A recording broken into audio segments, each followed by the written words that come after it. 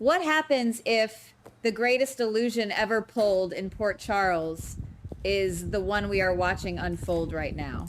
What if the very foundation of everything we believe about Anna Devane's trauma is completely manufactured and this moment becomes the beginning of something much bigger?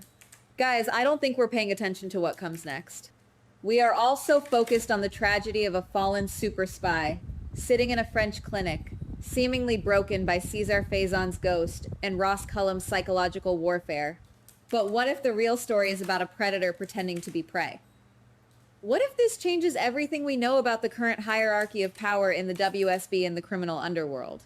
Looking ahead, the long-term fallout of a deception this massive could shatter the entire landscape of the show.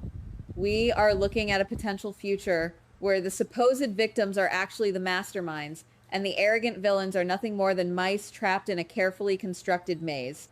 If Anna has been faking her psychological breakdown for months to lower the defenses of monsters like Ross Cullum, Jen Sidwell, and Pascal Levesque, then her impending return isn't a story of recovery. It is a story of annihilation. The story could be heading toward a massive tactical strike that will leave the entire town reeling.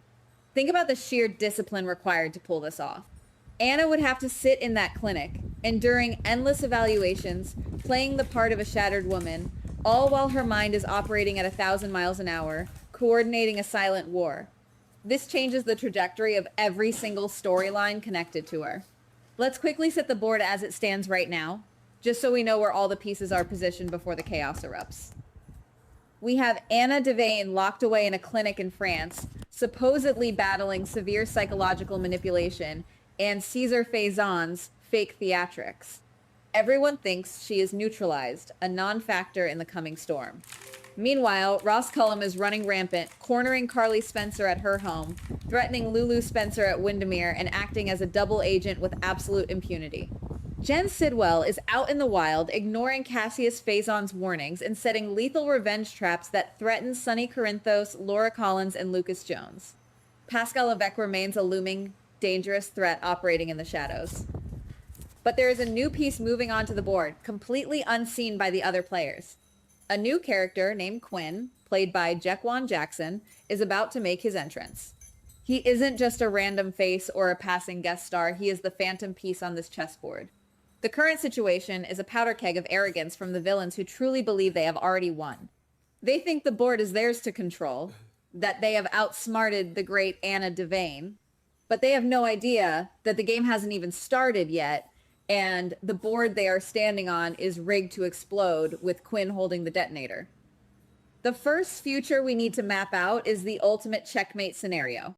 In this timeline, the story could be heading toward a massive coordinated reveal where Quinn is exposed as Anna Devane's most loyal and lethal secret operative. Imagine the sequence of events.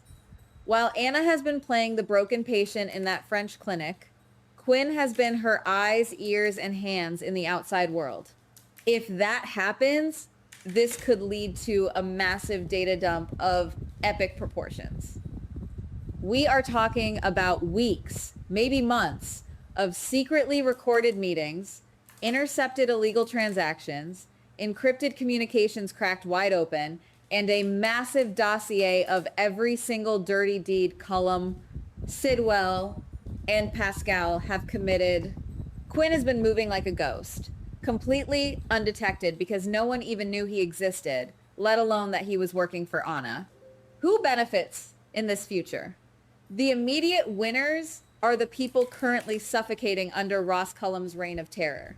Carly Spencer, who is currently facing life in prison or becoming a hostage at Windermere, would suddenly find the boot lifted off her neck. Jocelyn Jax and Liesel Obrecht would be rescued not by a desperate rogue Valentine, but by a sanctioned, undeniable strike force armed with Anna's irrefutable evidence. Valentine himself, currently risking indefinite incarceration at Steinmauer by going to Geneva to expose Cullum to Z, would be completely vindicated and saved from his own sacrificial play. But who is in danger? The bigger consequence may be the absolute destruction of Ross Cullum and Jen Sidwell. In this future, Anna doesn't just return to Port Charles. She returns as a conquering general. She walks into the WSB headquarters, or the PCPD, not asking for her life back, but demanding the immediate arrest of the men who thought they broke her. Quinn steps out of the shadows, dropping the files on the desk, and the trap snaps shut. The psychological devastation for Cullum, realizing he was outplayed by a woman he thought he had driven mad, would be an incredible future consequence to witness. The power dynamic flips instantly. Now, let's flip the map and look at a completely different trajectory. What if the future isn't a clean, triumphant victory? What if this leads to the rogue asset scenario? In this second future, Quinn is indeed Anna's secret operative, gathering all this damning intelligence on Cullum, Sidwell, and Pascal. But there's a chance that Quinn's loyalty isn't absolute. What happens next may be a massive betrayal that shifts the entire power dynamic of the global underworld. This isn't just a minor variation of the story. This is a catastrophic pivot that changes the entire landscape of the show. If you give a ghost that much power, that much access to the deepest, darkest secrets of the world's most dangerous men, they might decide they don't want to hand it over to their boss. In this future, Quinn realizes that the dossier he has built makes him the most powerful man in the espionage game. Instead of delivering the killing blow on Anna's behalf, he uses the intel to blackmail Ross Cullum, take over Jen Sidwell's illicit operations, and neutralize Pascal Levesque. He doesn't destroy the syndicate. He stages a hostile takeover and becomes the new kingpin of Port Charles. This would change everything. Anna would return to Port Charles expecting to spring her trap, only to find that her own weapon has been turned against her. The story could be heading toward a desperate scramble where Anna, now genuinely isolated and betrayed, has to convince her allies that she was faking her illness the whole time, but now has absolutely zero proof because Quinn stole it all. This future forces Anna to fight a brutal war on two fronts, against the original villains who now know she was faking, and against her own highly trained protege who holds all the cards. The long-term fallout here is a complete reinvention of Anna Devane, stripping her of her resources and forcing her to fight from the absolute bottom. This brings us to the third future, and guys, this is the most unexpected and potentially tragic path the story could take. The collateral damage timeline. In this scenario, Anna's plan with Quinn works perfectly. Quinn gathers the evidence, the trap is set, and Cullum and Sidwell are walking right into it, completely blind. But there is a massive, fatal flaw in Anna's strategy, her absolute uncompromising secrecy. Because she played the role of the broken victim so convincingly, her closest allies, Valentine Cassadine and Carly Spencer, truly believe she is out of the game and incapable of fighting back. There's a chance that this lack of communication leads to a catastrophic collision of agendas. Valentine is currently on his way to Geneva, planning to sacrifice his freedom and potentially his life to expose Ross Cullum to the mysterious contact Z.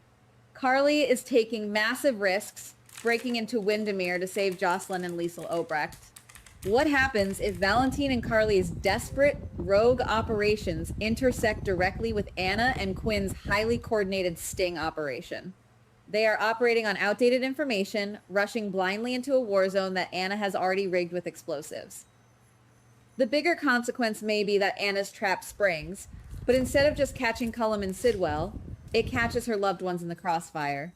Imagine the future scene. Quinn initiates the takedown protocol in Geneva, just as Valentine bursts in to confront Z and Cullum.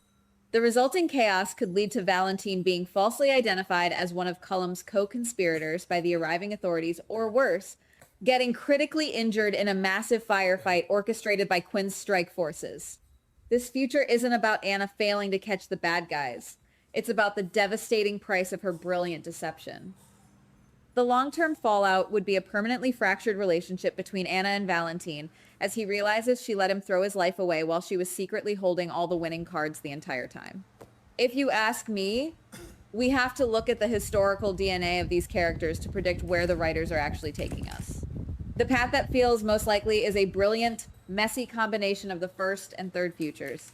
I keep coming back to the idea that Anna Devane is, at her core, the ultimate chess player. She would absolutely fake a psychological break to outmaneuver men like Faison and Cullum.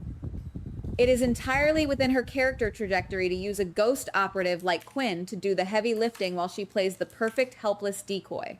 It is the ultimate spy maneuver. But if you ask me, Soap operas rarely give us a clean, bloodless victory where the hero wins without a scratch. The story needs high stakes, and it needs deep emotional devastation to keep the audience hooked. Therefore, the path that makes the most sense is that Anna and Quinn will successfully execute their trap, they will bring down Ross Cullum and expose his double agent status, and they will neutralize Jen Sidwell's revenge traps. However, the victory will taste like absolute ashes in their mouths.